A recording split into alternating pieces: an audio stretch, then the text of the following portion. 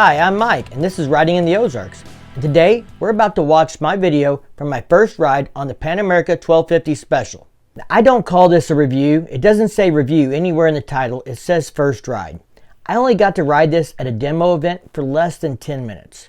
So it's not a complete comprehensive review or anything like that. And even at that, I don't know I could do that without riding the bike, for more than a day probably.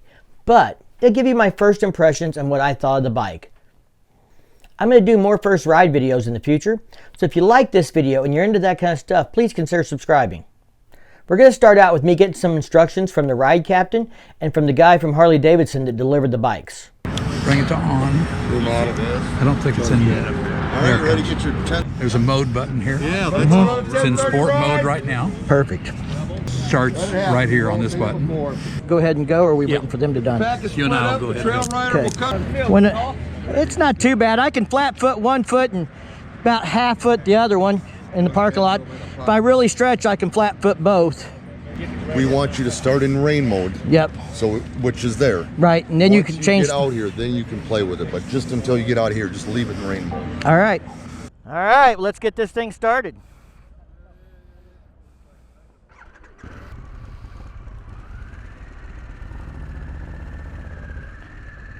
All right. Well, immediately the foot pegs are kind of under my butt, a little more rear position than I'm used to, but not bad. Here we go. Put the visor down.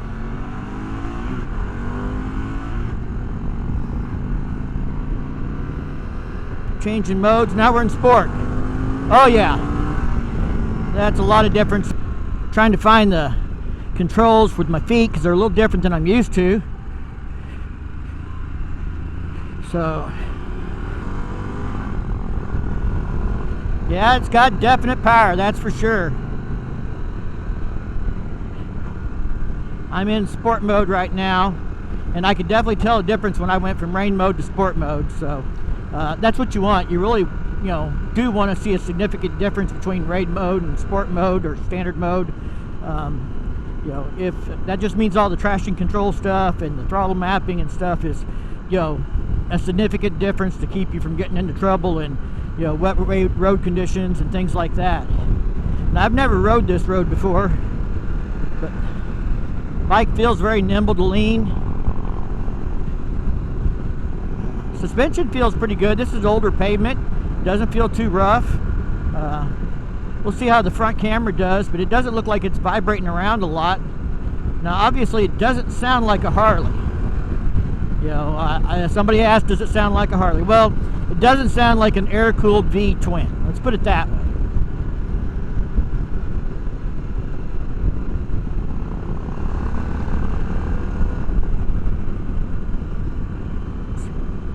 Sure runs good. This bike's got 79 miles on it so far.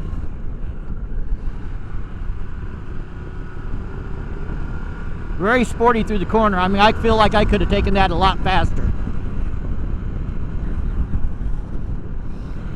Here's some bumps. Barely felt them.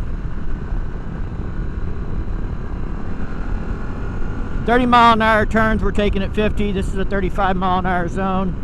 I'm in fourth gear at 49 mile an hour, chucking along at about 4,000 RPM. Red line looks like it's about 9 grand here.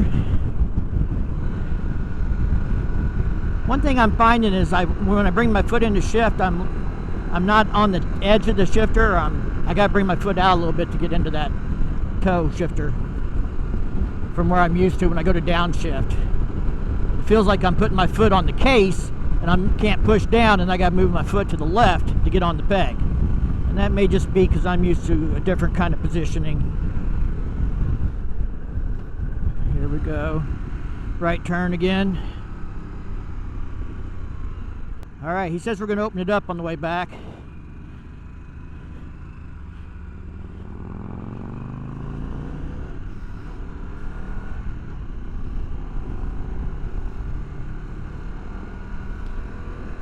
$50 mile an hour.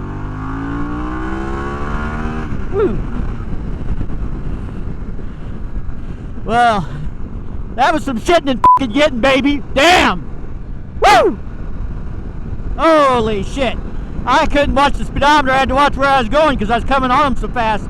That was like 50 to 90 and fucking nothing. Holy shit. Woo! Well, you people that have been bitching about Harley don't have enough power, go ride this son of a bitch. Yeah, I'm sure there's somebody going to tell me about other bikes that are faster and stuff, but that thing will fucking got it. I mean, I got it. Woo! We'll have to put a clock on that in the video and see how she looked.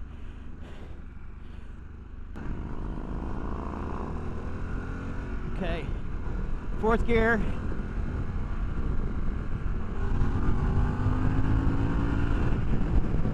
In a turn, getting on it. That mirror's out a little bit for me.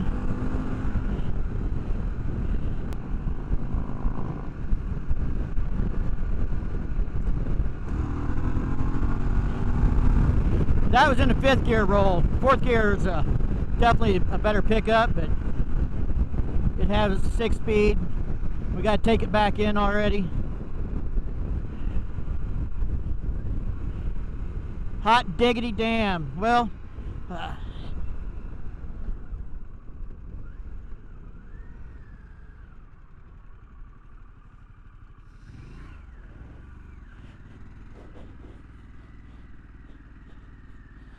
suspension feels good, bouncing up and down. Of course, can't do that. It held good in the turns, that's for sure. I didn't talk about the brakes much while riding the motorcycle, but I didn't use the brakes a lot. But they felt good. They weren't grabby, they weren't overly sensitive, but they were there when you need them. Of course, in sport mode, I'm sure the traction control is all helping manipulate your braking levels and stuff. I got to open it up on the exit ramp. Did you see me coming? Yeah, I did. I tried to give you some distance there. Yeah, I stood back. I hung back, and then I got to roll on it at about 50 to 90. And I'd say, I have to put it on the clock, but I'd say less than 4 seconds. A few moments later.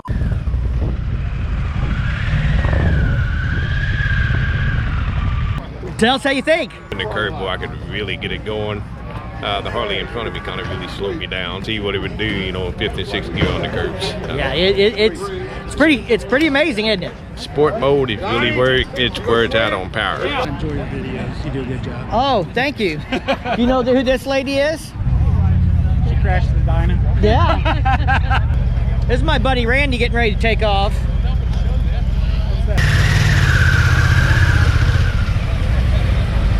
What'd you think of it? I liked it. It set down good in the corners. You know, I tried to come in the corner, hit the apex and nail it. It stuck right through the pavement. But yeah, I like to try, you know, a good day's ride on it. I think and take it to places I've been with my KLR and my old sport roadster over there. But yeah, it's got it. So Randy, you're what I'd call an old school biker. You just rode the Pan America. Tell us what you thought of it. I was impressed. I was shocked, and I really had my doubts when I got on it, but I really enjoyed riding it. What'd you think about the power? All kinds of it. And you know, there's guys out there saying they need to make it air cooled and not do water cooled and this and that, but you're not going to get that kind of performance out of it. I mean, if you want the performance, this is what we're going to have to learn to live with. I got it up to 85 real easy and handled great in the corners. It's a lot of fun. It was. They make a Harley guy want to go get on the dirt. Yeah. You won't be worried about riding down a gravel road now. No, you're not. Firecracker, you want to say hi? Hi. So that was my first ride and my impressions on the bike. All right, guys, let's talk about what I did not get to test out real quick. First, I did not get into any hard turns at over, say, 50 mile an hour. I did get to accelerate one time coming off the exit ramp from 64 to 84 mile an hour. That took 1.8 seconds. And while I was doing that acceleration in the turn, the bike was easy to keep in its line. It didn't feel like it was fighting me to come out of the turn or anything like that. It held good. I think the cornering is good. I think the bike really handles well, at least on pavement. That brings me to the next point. I didn't get to test it off the pavement at all. No gravel roads, no surfaces that were less tractable than pavement. So that's just the way it is on a demo ride. I'm sorry, I wish I knew more how it would perform off-road. I'm sure other people are going to buy it and tell us, and maybe their Pan America demo tour will have some kind of closed course set up for people to test it a little more than that form or fashion. Let's hope so. The other thing I didn't test out was Bluetooth in my phone to the display. A lot of aspects of the display, like the GPS and music and all that stuff, it's designed to work with your phone. And they didn't do any of that, and I didn't try and do that. I was really more interested in how the bike performed and that motor. That motor is what really has me intrigued, because that's the motor they're going to build off of going forward. Before we get into that, let's talk about what I did like. It's obvious. I like the acceleration. I think that's pretty obvious from watching my first ride videos. I like to see how a bike accelerates. That's not everything, but it is important. And a lot of people want to know, when they're getting out to pass and they got to roll on the throttle, is that thing going to get the job done? And let me tell you, this thing can get the job done. It has tons of power, tons of pull. You don't need 6th gear unless you're just trying to save gas on the interstate while you're getting from point A to point B. All right, let's talk about the suspension for a second. It felt good while I was riding it. I mentioned I hit some pavement that I could see should be rough and I could barely feel the bumps. Well, I rode across that same pavement later on a Street Bob 114 doing a demo ride that day, and I could feel those bumps a lot more on the Street Bob. So I can tell you the suspension on the Pan America is definitely a step above the suspension on the Softails. All right, let's talk about the ergonomics. First off, I'm about 5'8", 5'8.5". I could flat foot it with one foot and have the other foot almost all the way down. There were people shorter than me that rode it. There were people taller than me rode it. Everyone I talked to said it felt comfortable. Now, I know this Australian who's 6'4" asked how it would feel. I can't really tell you because I'm not 6'4" out back, but I think the bike felt good, and the taller riders thought it felt comfortable. They did not feel cramped. I think the ergonomics for the handlebars were great. Everything just felt good. The seat felt good. The positioning felt good. The windshield felt good. I'm looking right across the top of the windshield, right over it. It's adjustable. I did not mess with that. The bike felt good. But I see so much potential in this motor for new styles of bike. They could make a sport touring bike, which I think is the obvious choice for them next. They could make a naked street fighter bike like the Bronx was supposed to be. They could make it in the 1250cc displacement, or they could bring it down to the 975 like they were talking about. They could make a new Sportster that's based on this platform that is truly a sporty, fast cruiser. I hope everyone out there is rooting for Harley to have a win with this new motor and this new motorcycle, and let's see where this new platform can take the company. Just because they're starting to develop new styles of bikes doesn't mean they're going to abandon the bread and butter, the touring and the Softails that they've been making for years. If you like this video, give it a big thumbs up. If you do that YouTube thing, check out the content on my channel, and if you dig it, don't forget to subscribe down below, ring that bell to be notified the next time I drop a new video, and as always, thank you for support, stay safe, and keep on riding.